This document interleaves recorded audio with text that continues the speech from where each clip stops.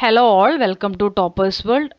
നമ്മൾ ഇന്ന് നോക്കുന്നത് 7ാം ക്ലാസ്സിൻ്റെ ബേസിക് സയൻസ് ആണ്. ഇംഗ്ലീഷ് മീഡിയം ടെക്സ്റ്റ് ബുക്കാണ്. മലയാളം മീഡിയം ടെക്സ്റ്റ് ബുക്കിലെ ക്ലാസ്സുകൾ നമ്മൾ ഓൾറെഡി നമ്മുടെ ചാനലിൽ അപ്ലോഡ് ചെയ്തിട്ടുണ്ട്. ഇത് ഇംഗ്ലീഷ് മീഡിയം കുട്ടികൾക്ക് വേണ്ടിയുള്ള ക്ലാസ്സാണ്. 7ാം ക്ലാസ്സിൻ്റെ ബേസിക് സയൻസ് പാർട്ട് 1 ടെക്സ്റ്റ് ബുക്കാണ്. നമ്മൾ നോക്കുന്ന chapter towards a 100-fold yield എന്നുള്ള ചാപ്റ്ററാണ്. Towards a 100-fold yield. അപ്പോൾ എന്താണ് നമ്മൾ ഈ ചാപ്റ്ററിൽ നോക്കാൻ പോകുന്നത്? നമ്മൾ മുഴുവനായിട്ടുള്ള ലെസൺ നിങ്ങൾക്ക് എടുത്തു തരുന്നുണ്ട്. അതുപോലെ തന്നെ ഇതിൽ ആക്ടിവിറ്റീസ് വരും. ഇടയിലിടയിൽ ക്വസ്റ്റ്യൻ ആൻസേഴ്സ് ഉണ്ടാവും. ക്വസ്റ്റ്യൻ ആൻസേഴ്സ് ഇതിനകത്ത് ഉണ്ടാവില്ല. ആ ക്വസ്റ്റ്യൻ ആൻസേഴ്സ് നമ്മൾ പറഞ്ഞു തരും. ആ ആൻസറുകൾ നമ്മൾ പറഞ്ഞു തരും. അങ്ങനെ മൊത്തത്തിൽ നമ്മൾ എല്ലാം കവർ ചെയ്തിട്ടുള്ള ക്ലാസ്സാണിത്. 2 ഭാഗങ്ങളായിട്ടാണ് നമ്മളിത് കവർ ചെയ്യുക. ഇത് ഫസ്റ്റ് പാർട്ടാണ്. സെക്കൻഡ് പാർട്ടിൽ ബാക്കി. അങ്ങനെയാണ് നമ്മൾ ഉൾപ്പെടുത്തിയിരിക്കുന്നത്. അപ്പോൾ എല്ലാവർക്കും നമ്മുടെ ടുവാർഡ്സ് എ 100-fold yieldന്റെ ക്ലാസ്സിലേക്ക് സ്വാഗതം. ക്ലാസ് തുടങ്ങുന്നതിന് മുമ്പ് നമ്മുടെ ഈ ചാനൽ ആദ്യമായി കാണുന്നവരാണ് നിങ്ങളെങ്കിൽ സബ്സ്ക്രൈബ് ചെയ്തൊന്ന് സപ്പോർട്ട് ചെയ്യുക. ബേസിക് സയൻസിൻ്റെ മാത്രമല്ല എല്ലാ സബ്ജക്ട്സിൻ്റെയും both English and Malayalam mediums നമ്മുടെ ചാനലിൽ അവൈലബിൾ ആണ്. അപ്പോൾ എല്ലാവർക്കും ഉപകാരപ്പെടട്ടെ. നമുക്ക് നോക്കാം ടുവാർഡ്സ് എ 100-fold yield. ആദ്യം തന്നെ തന്നിരിക്കുന്ന ചിത്രം നോക്കൂ. When will my mango tree bear mangoes like that big tree. അപ്പോൾ എന്താണ് ആ കുട്ടിയുടെ സംശയം? ആ കാണുന്ന വലിയ മാങ്ങ മരത്തിൽ ഒരുപാട് മാമ്പഴങ്ങളുണ്ട് അല്ലേ, അതുപോലെ എങ്ങനെയാണ് എൻ്റെ ഈ ചെടി എപ്പോഴാണ് വലുതാകുക എന്നാണ് ചോദ്യം. എപ്പോഴാണ് എനിക്ക് മാംഗോസ് തരിക?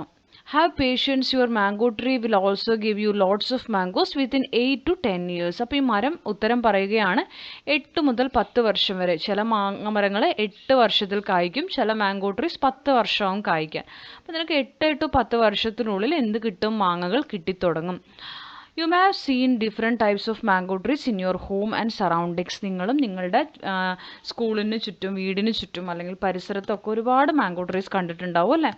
അപ്പോൾ നിങ്ങൾക്ക് ask the elders in your home how long it will take for the mango saplings to grow and produce mangoes. അപ്പോൾ നിങ്ങൾക്ക് മുതിർന്നവരോട് ചോദിക്കാം എത്ര സമയം എടുത്തിട്ടാണ് ഈ മാങ്ങമരം വലുതായി ഒരു സാപ്ലിങ്, ഒരു മാങ്ങയുടെ ആ വിത്ത് അല്ലെങ്കിൽ മാങ്ങ സാപ്ലിംഗ് വലുതാകാൻ എത്ര സമയം എടുക്കും? ജെർമിനേറ്റ് ചെയ്ത് അത് വലുതായി ഒരു മരമായി അതിൽ നിന്ന് നമുക്ക് മാങ്ങ കിട്ടാൻ എത്ര സമയം എടുക്കുമെന്ന് നിങ്ങൾ ചോദിക്കുക.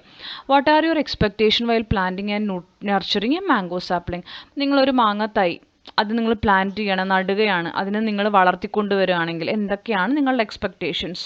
നമ്മളൊരു മാങ്ങാത്താഴി നടുമ്പോൾ നമ്മൾ എന്തൊക്കെയായിരിക്കും എക്സ്പെക്റ്റ് ചെയ്യുക? Should get a lot of mangoes അല്ലേ, ഒരുപാട് മാങ്ങ. Must start yielding at the earliest. Mango should be sweet അല്ലേ, ഇതൊക്കെയായിരിക്കും നമ്മുടെ മനസ്സിലുണ്ടാവുക. Aren't our goals the same while cultivating fruits, vegetables or cereals too. ഇത് തന്നെയാണോ നമ്മുടെ ഗോൾസ്? നമ്മളിപ്പോൾ ഒരു ഫ്രൂട്ട് കൾട്ടിവേറ്റ് ചെയ്യുകയാണ് അല്ലെങ്കിൽ പച്ചക്കറി കൃഷി ചെയ്യുകയാണ്, ഗ്രെയിൻ സീരിയൽസ് ചെയ്യുകയാണെങ്കിലൊക്കെ എന്തൊക്കെയായിരിക്കും? ഷുഡ് yield ക്വിക്ക്ലി, പെട്ടെന്ന് കായ്ക്കണം. മസ്റ്റ് yield പ്ലെൻറ്റി, കുറേ കായ്ഫലം ഉണ്ടാവണം. yield should have good quality, നല്ല ഗുഡ് ക്വാളിറ്റി ഉള്ള അതിൽ നിന്ന് കിട്ടുന്ന ഫലങ്ങൾ ഗുഡ് ക്വാളിറ്റി ആയിരിക്കണം. അത് കൂടാണ്ടെയോ good seeds, planting material should be used, fertile soil, favourable.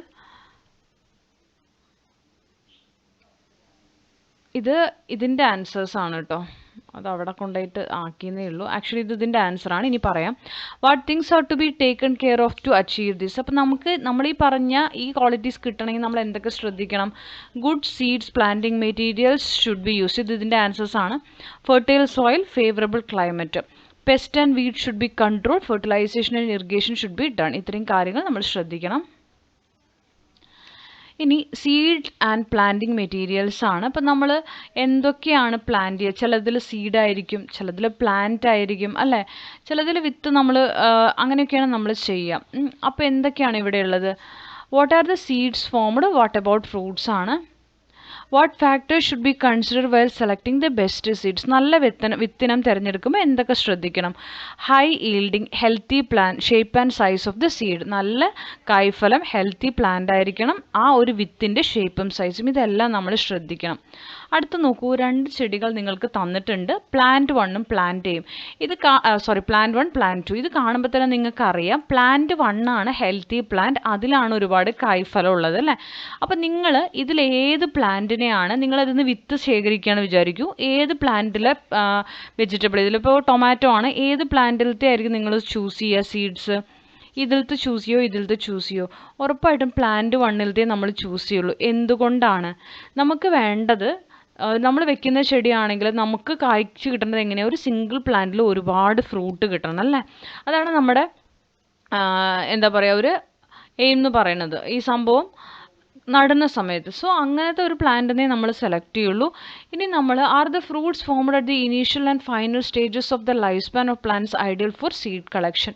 അവരുടെ ചോദ്യം എന്താണെന്ന് വെച്ചാൽ, ഇപ്പോൾ ഒരു ചെടിയിൽ നമുക്ക് ആദ്യം കുറച്ച് വെജിറ്റബിൾസ് ഉണ്ടാവും അല്ലേ, പിന്നെ അവസാനം കുറച്ച് വെജിറ്റബിൾസ് ഉണ്ടാവും, അല്ലെങ്കിൽ ഫ്രൂട്ട് ആണെങ്കിലും ആദ്യം കായ്ക്കുന്നതും അവസാനം കായ്ക്കണം, അത് എടുക്കാമോ എന്നാണ് ചോദ്യം. നമ്മൾ വിത്ത് ശേഖരിക്കാൻ വേണ്ടിയിട്ട് ഒരിക്കലും അത് എടുക്കരുത്, ഇടയിൽ വരുന്നത് മാത്രമേ നമ്മൾ എടുക്കാൻ പാടുള്ളൂ കേട്ടോ.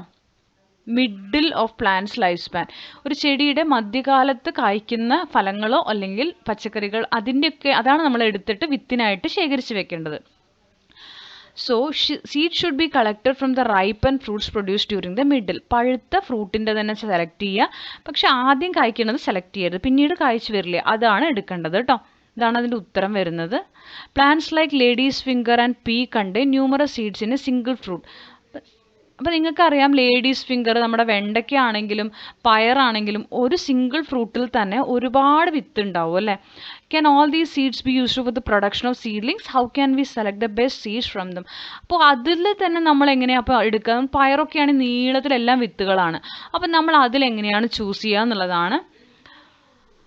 അതിൽ ചൂസ് ചെയ്യേണ്ടത്, നമ്മളിപ്പോൾ പയറിൻ്റെ ചെടികളാണ് എടുത്തതെങ്കിൽ നമ്മൾ എന്ത് ചെയ്യണം, അതിൻ്റെ സൈസ്, ഷേപ്പ് നോക്കുക, കറക്റ്റ് ഷേപ്പ്, നല്ല വെയിറ്റ് ഉള്ളത്, കറക്റ്റ് സൈസ്. സീഡിനൊരു പുറംതൊലി ഉണ്ടാവും, നമ്മളിപ്പോൾ പയറിൻ്റെ വിത്തൊക്കെ എടുത്താൽ അതിന് പുറത്തൊരു തൊലി ഉണ്ടാവും, അപ്പോൾ ആ പുറംതൊലി ഇതെല്ലാം കറക്റ്റായിട്ടുള്ളതിനെ വേണം നമ്മൾ ചൂസ് ചെയ്യാൻ. പിന്നെ ഇവിടെ നിങ്ങൾക്ക് അവർ ഒരു ബോക്സ് തന്നിട്ടുണ്ട്, നമ്മൾ plan selected four seed collection, നമ്മൾ വിത്ത് ശേഖരിക്കാൻ വേണ്ടി ഒരു ചെടീനെയാണ് എടുക്കണം വെച്ചോളൂ. അപ്പോൾ ആ ചെടി നമ്മൾ ആദ്യം സെലക്ട് ചെയ്യുമ്പോൾ ഹൈ ഈൽഡിങ് ആയിരിക്കണം, നല്ല കായ്ക്കുന്ന ഒരു ചെടീനെ, ആ ചെടിയിലത്തെ കായ വേണം നമ്മൾ ചൂസ് ചെയ്യാൻ, ഹൈ ഈൽഡിങ് ആയിരിക്കണം, ഹെൽത്തി പ്ലാന്റ് ആയിരിക്കണം. ഓക്കെ, അതിന് ഫ്രൂട്ട് ആണെങ്കിൽ അത് രണ്ടും അതിൽ കറക്റ്റാക്കാൻ പറ്റുള്ളൂ. നെക്സ്റ്റ് ഫ്രൂട്ട് സെലക്റ്റഡ്, നമ്മളൊരു പഴം എടുത്തിട്ട് അല്ലെങ്കിൽ ഒരു ഫ്രൂട്ട് എടുത്തിട്ട് അതിൽ നിന്ന് സീഡാക്കാനാണ് നമ്മൾ ഉദ്ദേശിക്കുന്നതെങ്കിൽ എന്തൊക്കെ ശ്രദ്ധിക്കണം ചോദിച്ചാൽ, fruit formed at the middle of plants life span. ഇപ്പം നമ്മൾ സൂക്ഷിച്ച് വെക്കുന്നത്, ഈ ഫോർ എക്സാമ്പിൾ ഒരു മാംഗോ ആണ് വെച്ചോളൂ, ഒരു മാമ്പഴത്തിൻ്റെ ആണെങ്കിൽ ആ ഫസ്റ്റ് ഒരു ചെടിയിൽ ഒരു പ്ലാന്റിൽ ആദ്യം ഉണ്ടായ മാങ്ങ എടുത്തിട്ട് വിത്തിനായി സൂക്ഷിച്ച് വെക്കാൻ പാടില്ല. അതിൽ കുറച്ച് കഴിഞ്ഞുണ്ടാവില്ലേ അതിൻ്റെ ഒരു ചെടിയുടെ അല്ലെങ്കിൽ ഒരു പ്ലാന്റിൻ്റെ ജീവിത കാലഘട്ടത്തിൻ്റെ പകുതിയിലെത്തുമ്പോൾ അതിൽ കായ്ക്കുന്ന ഫ്രൂട്ട്സ് വേണം നമ്മൾ വിത്തിനായി എടുത്തു വയ്ക്കാൻ. പിന്നെ നെക്സ്റ്റ്, സീഡ് സെലക്റ്റഡ് ആണെങ്കിൽ ഡെഫിനിറ്റ് ഷേപ്പ് ഉണ്ടാവണം, നോർമൽ വെയിറ്റ് ഉണ്ടാവണം, നോർമൽ സൈസ് ആയിരിക്കണം. Good quality seed should be selected four better yield, നല്ല ഈൽഡിന് ഗുഡ് ക്വാളിറ്റി സെലക്ട് ചെയ്യുക. For this the respective plant and fruit also have good quality, നമ്മൾ ആ plant ആയാലും fruit ആയാലും അതിനും ക്വാളിറ്റി ഉണ്ടാവണം.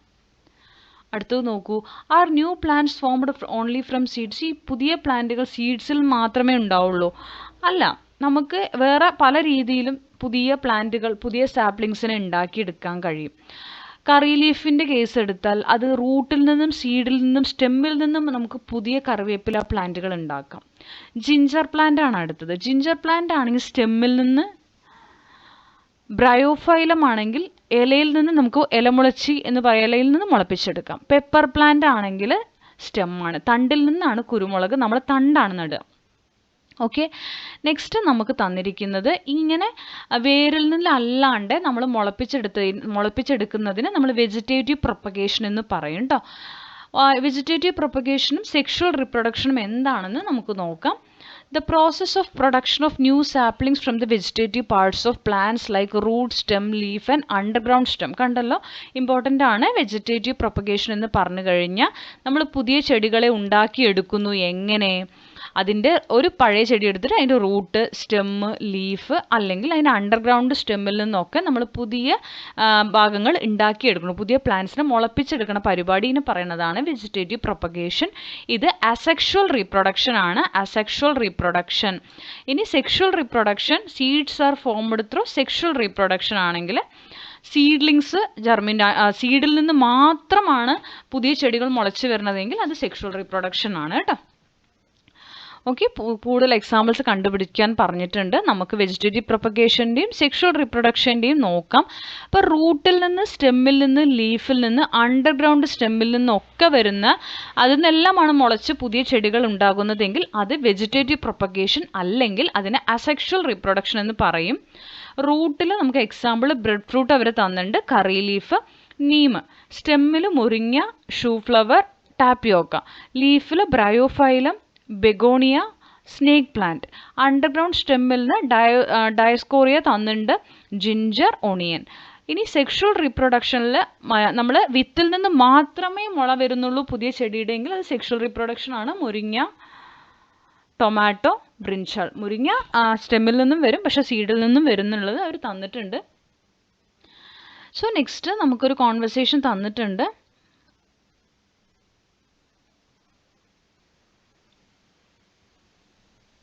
നോക്കൂ, നമുക്ക് മുരിങ്ങയുടെ കേസ് എടുക്കുകയാണെങ്കിൽ, in muringa young plants are produced from seeds and by planting stem cuttings. നമുക്ക് കട്ടിങ്സിൽ നിന്നും ഉണ്ടാക്കാം, അല്ലെങ്കിൽ സീഡിൽ നിന്നും ഉണ്ടാക്കാം, അല്ലേ? അങ്ങനെ രണ്ട് രീതിയിലും നമുക്കിവിടെ വേണ്ടത് plants which can produce both through sexual reproduction and vegetative propagation.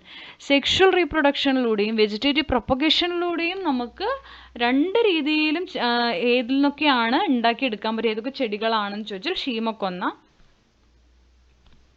മുരിങ്ങ, കറി ലീഫ്, ചൈന റോസ്. അടുത്തത്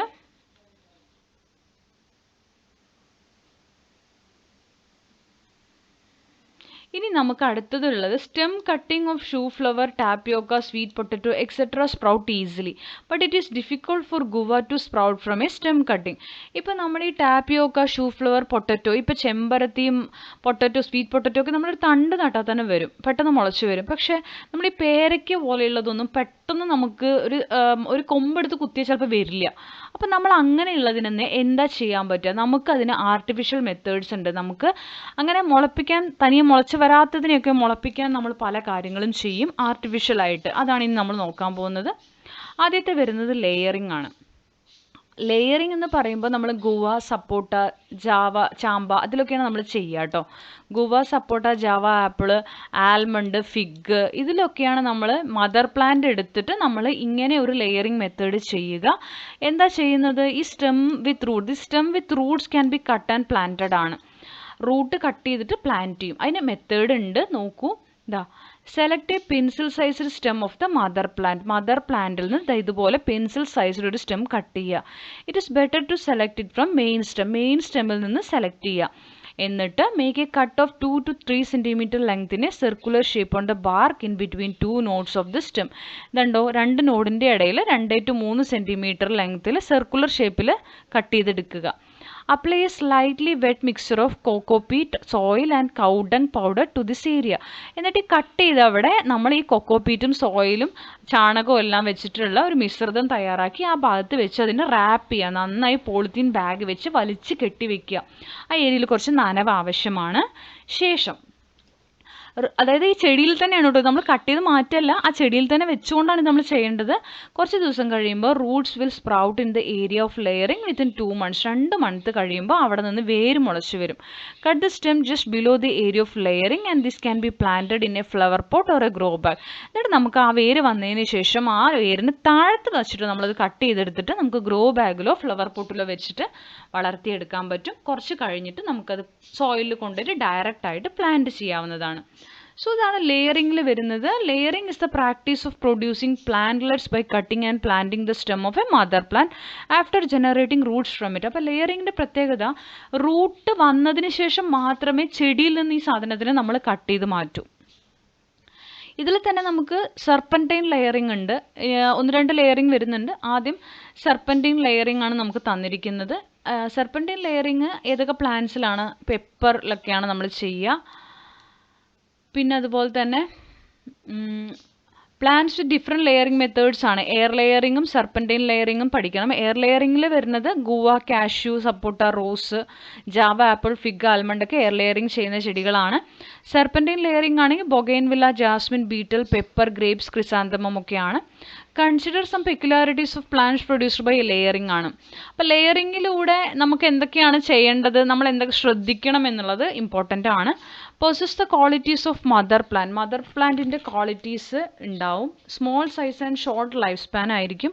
പെട്ടെന്ന്, അതായത് നമ്മൾ സാധാരണ ചെടികൾ വളരുന്ന പോലെ അല്ലെങ്കിൽ നോർമലി നാച്ചുറലി ഉണ്ടാവുന്ന പോലെയുള്ള ഒരു ജീവിതകാലം ഇതിന് ഉണ്ടാവില്ല, പെട്ടെന്ന് നശിച്ചു പോവും. ഏർലി ഫ്ലവറിങ് ആൻഡ് ഫ്രൂട്ടിങ്, പെട്ടെന്ന് തന്നെ പൂക്കും കായ്ക്കും. ടാപ്പ് റൂട്ട് ഉണ്ടാവില്ല, ഇതിന് മോർ കെയർ ആവശ്യമാണ്. Next, list out the advantages and disadvantages of plants produced through layering, record it in the science diary. അപ്പോൾ ലെയറിങ്ങിലൂടെ ഉണ്ടാക്കുന്നതിന് അഡ്വാൻറ്റേജസും ഉണ്ട് ഡിസഡ്വാൻറ്റേജസും ഉണ്ട് ആ ചെടികൾക്ക്, അതൊന്ന് എഴുതാനാണ്. അപ്പോൾ അതിൻ്റെ ആൻസർ നോക്കാം. അഡ്വാൻറ്റേജസ് ആണ് possess the qualities of mother plant. അതിൻ്റെ മദർ പ്ലാന്റിൻ്റെ എല്ലാ ക്വാളിറ്റീസും സ്വഭാവങ്ങളും ഉണ്ടാവും. ഏർലി ഫ്ലവറിങ് ആൻഡ് ഫ്രൂട്ടിങ്, പെട്ടെന്ന് പൂക്കും കായ്ക്കും. ഡിസഡ്വാൻറ്റേജസ് ആണെങ്കിൽ small size and short life span ആയിരിക്കും. Absence of tap root system, requires more care. നേരത്തെ പറഞ്ഞത് തന്നെയാണ്, ഇത് നമ്മൾ ഒരു 2 രീതിയിൽ മാറ്റി എഴുതുക.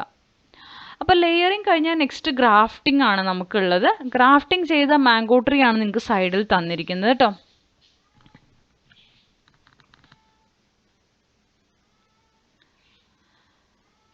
കണ്ടോ, ഇൻഡിജീനിയസ് മാംഗോ ട്രീ, സാധാരണ ഒരു മാംഗോ ട്രീയും നീലം മാംഗോ ട്രീ ഇങ്ങനെ ഉണ്ടാക്കിയെടുത്തതാണ്. ഈ നീലം മാംഗോ ട്രീ ഗ്രാഫ്റ്റിംഗ് കഴിഞ്ഞ് ഉണ്ടാക്കിയതാണ്. ഇതിൻ്റെ ഗുണങ്ങൾ നോക്കൂ. സാധാരണ മാംഗോ സ്മോൾ ആയിരിക്കും, സോർ ഓർ സ്വീറ്റ് ആയിരിക്കും, grows well in our soil, നമ്മുടെ മണ്ണിൽ വളരും, സ്പെഷ്യൽ കെയർ ഒന്നും കൊടുക്കണ്ട. പക്ഷെ നീലം മാംഗോ നമ്മൾ ഇതുപോലെ ഗ്രാഫ്റ്റിംഗ് ചെയ്ത് ഉണ്ടാക്കിയതാ. വലിയ വലിയ മാങ്ങകളായിരിക്കും, വളരെ മധുരം ഉണ്ടാവും. പക്ഷെ നമ്മുടെ സോയിലിൽ നല്ല രീതിയിൽ വളരണമെന്നില്ല, സ്പെഷ്യൽ കെയർ ആവശ്യമുണ്ട്. So which variety is better in terms of quality of fruits? ക്വാളിറ്റിയിൽ ഏതാ നല്ലത്? നീലം വെറൈറ്റി ആണ് അല്ലേ. Next, does indigenous variety have any advantages over Neelam variety ചോദിച്ചിട്ടുണ്ട്. നമ്മളുടെ നാട്ടിൽ കാണുന്ന സാധാ പ്ലാന്റിന് നീലം വെറൈറ്റീനെ വെച്ചിട്ട് അഡ്വാൻറ്റേജസ് ഉണ്ടോ? ഉണ്ട്. സോ എന്തൊക്കെയാണ്? Grows well in our soil. അപ്പം സാധാരണ മാങ്ങ മരങ്ങൾക്കുള്ള പ്രത്യേകത നന്നായിട്ട് മണ്ണിൽ വളരും. Else mangoes of Neelam variety doesn't need special care അല്ലേ. അപ്പോൾ എന്താണ് ഈ ഗ്രാഫ്റ്റിംഗ് എന്നുള്ളതാണ് അടുത്ത് നമ്മൾ പറയാൻ പോകുന്നത്. ഈ ഗ്രാഫ്റ്റിങ്ങിൽ ഒരു സ്റ്റോക്കും സിയോണും വെച്ചിട്ടാണ് ചെയ്യാൻ പോണത്. അപ്പം നമ്മളിവിടെ ഒരു മാംഗോ പ്ലാന്റ് ആണ് എക്സാമ്പിൾ എടുത്തിരിക്കുന്നത്. ഒരു മൂവാണ്ടൻ വെറൈറ്റി എടുത്തിട്ടുണ്ട്. Choose a mango plant of Moovandan variety of 6 months to 1 year, ഒരു 6 മാസം മുതൽ 1 വർഷം പ്രായമുള്ളത് എടുത്തു. This plant with roots is called root stock. റൂട്ടോട് കൂടിയിട്ടുള്ള പ്ലാന്റിന് റൂട്ട് സ്റ്റോക്ക് എന്ന് പറയുന്നത് ഇതുപോലെ. Cut a stem that has the same size as the rootstock from a high yielding tree of Neelam variety. ഇനി നമ്മളൊരു നീലം വെറൈറ്റി പ്ലാന്റ് എടുക്കുക, same size of root stock cut ചെയ്യുക. അത് സിയോൺ ആണ്, അതേ അളവിൽ തന്നെ കട്ട് ചെയ്തു സിയോൺ പ്ലാന്റിന്. മൂവാണ്ടനും നീലം മാങ്ങയാണ് കേട്ടോ നമ്മൾ ക്രോസ് ചെയ്യാൻ പോകുന്നത്. A stem which has newly formed bud should be selected as scion. Cut the root stock at 15 cm from the bottom to join the scion. എന്നിട്ട് ഈ റൂട്ട് സ്റ്റോക്കും സിയോണും കൂടി നമ്മൾ ജോയിൻ ചെയ്യും. അതുപോലെയാണ് ചെയ്യുക കേട്ടോ. ഇതുപോലെ നമ്മൾ കട്ട് ചെയ്ത് insert the scion into the gap made in the root stock and bind it with, ഇതും പോളിത്തീൻ ടാപ്പ് വെച്ച് ബൈൻഡ് ചെയ്യും. ലാസ്റ്റ് വൺസ് ആ സിയോണും സ്റ്റോക്കുമായി ജോയിൻ്റ് ആയി പുതിയ മരമായി പുതിയൊരു ചെടിയായി മാറും. ഇതാണ് ഇവിടെ നടക്കുന്നത്. അതായത് ഒരു പ്ലാന്റ് മൂവാണ്ടനിൽ സ്റ്റോക്കും നീലം വെറൈറ്റിയിൽ നിന്ന് സിയോണും എടുത്തു, 2 കഷ്ണങ്ങൾ എടുത്തു എന്ന് കരുതുക. 2 കഷ്ണങ്ങളും കൂടി ജോയിൻ ചെയ്ത് കുറേ ദിവസം കെട്ടി വെക്കുമ്പോൾ രണ്ടും കൂടി ഒരു മരമായിട്ട് അല്ലെങ്കിൽ ഒരു ചെടിയായിട്ട് അത് മാറും.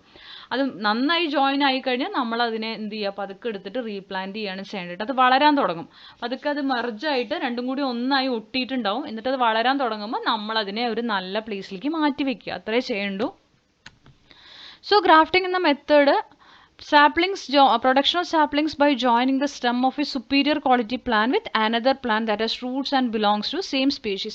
ഒരേ സ്പീഷീസ് മാങ്ങയാണെങ്കിൽ മാങ്ങ മാത്രം എടുക്കുക, അങ്ങനെയാണ് ചെയ്യേണ്ടത് കേട്ടോ.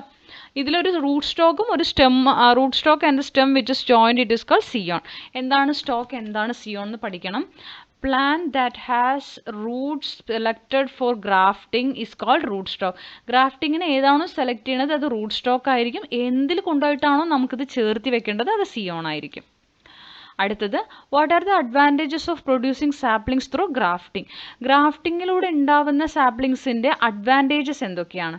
പെട്ടെന്ന് പൂക്കും കായ്ക്കും, ഡിസീസ് റെസിസ്റ്റൻസ് ഉണ്ടാവും, രോഗാണുക്കൾ പെട്ടെന്ന് വരില്ല, ഇംപ്രൂവ്ഡ് ഈൽഡ് ആയിരിക്കും. What is the reason for early flowering and fruiting of mango saplings produced through grafting? എന്തുകൊണ്ടാണ് ഗ്രാഫ്റ്റിങ്ങിലൂടെ ഉണ്ടാക്കിയ ചെടികൾ പെട്ടെന്ന് പൂക്കുന്നതും കായ്ക്കുന്നതും? ഉത്തരം, the primary reason is that the scion is selected from a mature, fully grown and already fruit bearing mango tree. അപ്പം നമ്മൾ രണ്ട് പ്ലാന്റിൻ്റെ കാര്യം പറഞ്ഞു അല്ലേ, ഒന്ന് സ്റ്റോക്ക് കട്ട് ചെയ്യണതും ഒന്ന് സിയോണും. അപ്പോൾ നമ്മളിവിടെ സിയോൺ എടുക്കുന്നത് ഓൾറെഡി മെച്യൂർ ആയിട്ടുള്ളൊരു പ്ലാന്റ് ആയിരിക്കും, നന്നായിട്ട് ഫ്രൂട്ട് തരുന്ന ഒരു മാംഗോ ട്രീ ആയിരിക്കും. അപ്പോൾ because the scion has already passed it juvenile phase, അതിൻ്റെ ഗ്രോത്ത് ഫേസ് കഴിഞ്ഞതാണ് ആ സിയോൺ. സോ അത് പെട്ടെന്ന് തന്നെ എന്ത് ചെയ്യും, മെച്യൂർ ഫിസിയോളജിക്കൽ ഏജിൽ എത്തിയിട്ടുണ്ടാവും. അപ്പോൾ എന്താണ്, അതിന് പെട്ടെന്ന് തന്നെ കായ്ക്കാൻ പറ്റും. Will it take a longer period for fruiting if the stem selected a scion is not mature enough എന്നാണ് ചോദ്യം. Yes, it will take longer period. Mature അല്ലാത്ത ഒരു സിയോൺ ആണ് സെലക്ട് ചെയ്തതെങ്കിൽ ഒരുപാട് പീരീഡ് എടുക്കും ഫ്രൂട്ടിങ്ങിന്, കായ ഉണ്ടാവാൻ. If an immature or juvenile stem is selected as a scion, the grafted plant will have to wait until the scion reaches the physiological maturity. It will spend time growing vegetatively before it is capable of producing flowers and fruits, thereby defeating one of the main purposes of grafting. അടുത്തത്, haven't you seen the bud growing beneath the grafted area? അപ്പോൾ നിങ്ങൾ ഈ grafting ചെയ്തതിൻ്റെ അടിയിൽ bud വളരുന്നത് കണ്ടിട്ടുണ്ടോ? will the quality of the plant be affected if this bud is not removed? ആ bud remove ചെയ്തില്ലെങ്കിൽ ആ പ്ലാന്റിൻ്റെ ക്വാളിറ്റീനെ ബാധിക്കുമോ? യെസ്, ബാധിക്കും. അപ്പോൾ നമ്മൾ റിമൂവ് ചെയ്യണം. The quality of the plant will be affected if this bud is not removed. It will grow into a branch that consumes the water and nutrients supplied by the roots. അപ്പോൾ അത് cut ചെയ്ത് മാറ്റിയില്ലെങ്കിൽ നമ്മൾ ഒഴിച്ചു കൊടുക്കുന്ന വെള്ളവും ന്യൂട്രിയൻസും മണ്ണിൽ നിന്നുള്ളതെല്ലാം അത് വലിച്ചെടുക്കും. ചെടി സ്റ്റണ്ടഡ് ആവും, ചെടി വളരില്ല. This stunts the growth of the grafted scion above it, and any fruit produced from that branch will have the inferior qualities of the rootstock rather than the high quality characteristics of the scion. So നമ്മൾ അത് മുറിച്ചു മാറ്റണമെന്ന് നിങ്ങൾ മനസ്സിലാക്കി വെക്കുക. അടുത്തത്, we have discussed the method of grafting the stem of Neelam mango tree with Moovandan mango tree. നീലവും മൂവാണ്ടനും കൂടിയിട്ട് graft ചെയ്യണതാണ് നമ്മൾ പഠിച്ചത്. Is there any advantage in making a new mango variety by grafting the scion of a mature Moovandan mango tree with the rootstock? അപ്പോൾ ഇത് ചെയ്തത് കൊണ്ട് എന്തെങ്കിലും advantage ഉണ്ടോ? Yes, there is an advantage. While it does not create a new variety, it allows you to grow a new Moovandan sapling that ensures early flowering and fruiting while perfectly preserving the high quality parental traits of the mother tree. So both the parts of our മൂവാണ്ടൻ ആണെങ്കിൽ നമുക്ക് എന്ത് മൂവാണ്ടൻ sapling കിട്ടാനുള്ള സാധ്യതയുണ്ട്.